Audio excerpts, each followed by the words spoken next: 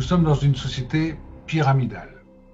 Depuis les temps les plus anciens, les populations donnent leur énergie à un sommet qui les domine et les manipule. Donc, l'énergie de la représentativité de la base est confiée aux personnes en haut de la pyramide. Ce sont les représentants qui définissent l'image d'un État unifié. C'est-à-dire, quand on regarde les premières lettres, ça fait Dieu. Donc, ces représentants légifèrent et ils déterminent la notion d'échange. Ils devisent sur les conditions de l'échange et effectivement, ils vont nous imposer des devises qui sont en fait le retour de l'énergie vitale qui a été fournie par la base. En fait, il s'agit de transformer la chape de plomb en or.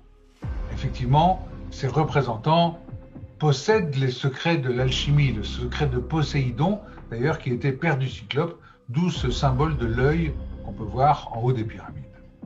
Celui qui a reçu la représentativité de l'humain va pouvoir agir sur lui, puisque l'humain lui a donné sa propre volonté. L'humain ne vaut plus rien, puisqu'un autre exerce sa représentativité. L'autre exerce pour deux, il est à la fois le dominant qui domine son frère. Et quand des millions d'humains pensent qu'ils ne sont que matière, le représentant domine sur l'essence, sur l'esprit de tous. Et là, on voit clairement que la pyramide est une déclaration de guerre. C'est comme si on nous disait, nous allons récupérer le monde dans lequel vous vivez. Et d'ailleurs, nous allons enfermer vos 4 dimensions dans les 4 côtés de la pyramide. Et nos 4 dimensions sont nos 3 dimensions physiques, en haut, en bas, devant, derrière et de chaque côté, et notre capacité à analyser, c'est-à-dire notre dimension spirituelle. Et ces 4 dimensions sont enfermées dans les 4 côtés de la pyramide. Et du coup, le dominant est redoutable, parce qu'il a formé des générations d'ignorants depuis la nuit des temps.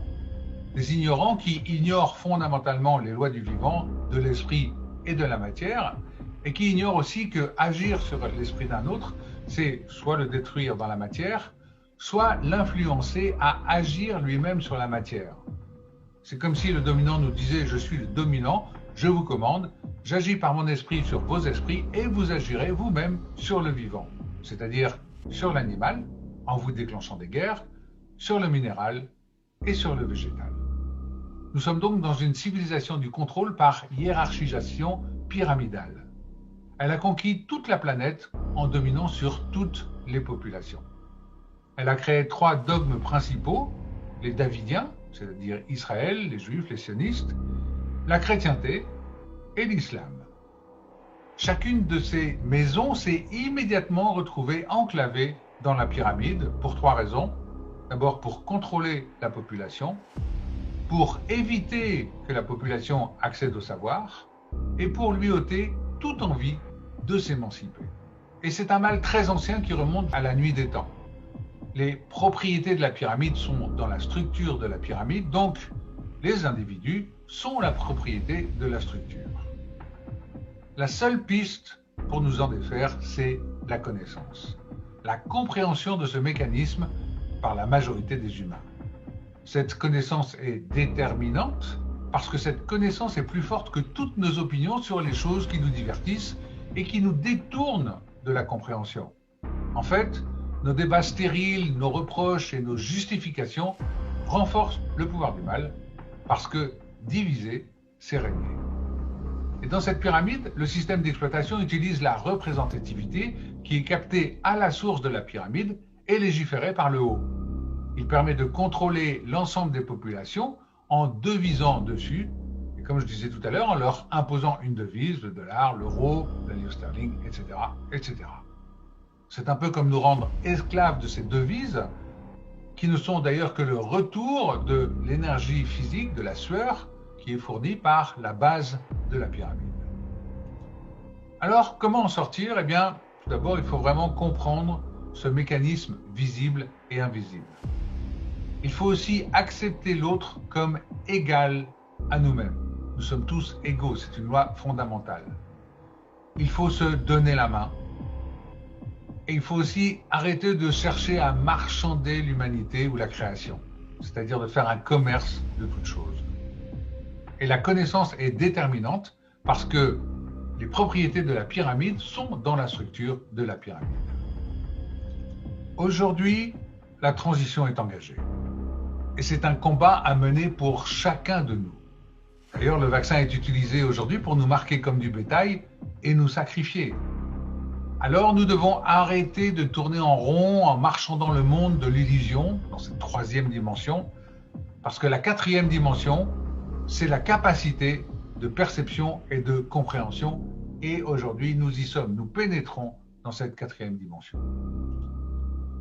Alors, encore une fois, nous devons sortir de la règle d'engagement, c'est-à-dire arrêter de donner la propriété de notre volonté à un autre. Nous devons nous unir entre personnes capables de comprendre. Nous devons nous engager totalement et avec sérieux. Nous devons aussi être capables de savoir mieux travailler ensemble. Nous devons rassembler tous les collectifs et tous les groupes dissidents, sans exception. Nous devons avancer tout en étant patients aussi les uns avec les autres.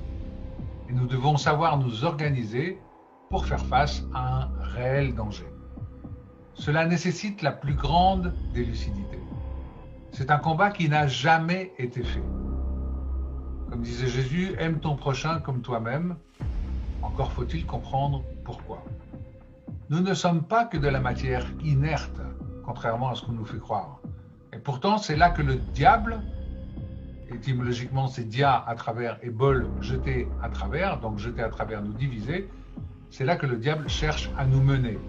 Il prétend que nous sommes seuls, il nous a fait croire que nous n'avons pas de lien avec notre environnement, il nous a coupés de tous nos retranchements, il nous coupe les uns des autres, et il compte son bétail, il fait la guerre en dominant sur la matière.